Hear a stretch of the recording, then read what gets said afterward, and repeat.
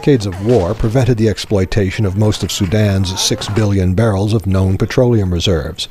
But since a peace accord 6 years ago, Sudan has become the third largest oil exporter in Africa.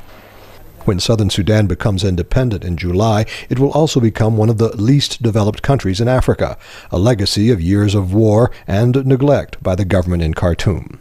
The southern Sudanese energy minister, Garang Ding Akwong, says the oil revenues will be needed to build roads, schools, and hospitals. Our people will have a lot of expectations as independence takes place in July, and we want to match that expectation with provision of a lot of services. Oil will be used as an engine for the growth of other sectors that will strengthen the economy of the South. Most of the oil fields are in southern Sudan, but the refineries and pipeline to the sea are in the north. Sensitive negotiations are underway on how to divide revenues from the resource. There is talk of building a pipeline from southern Sudan to the Kenyan port of Lamu, but experts say new oil reserves must be found to justify its $4 billion price tag. Western oil companies with the capital to fund such a project currently cannot invest in Sudan because of economic sanctions against the Khartoum government.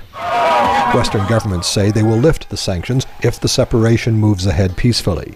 But U.S. Consul General Barry Walkley warns that this could take some time. There is not one single statute which governs the sanctions. There are many different statutes in many different areas, in many different laws. And each one of these will have to be repealed in order for the sanctions to be repealed in total. He warns that the oil will run out one day. He recommends investing now in other sectors such as agriculture and says foreign donors are willing to help. But the development of agriculture and other economic sectors will take time.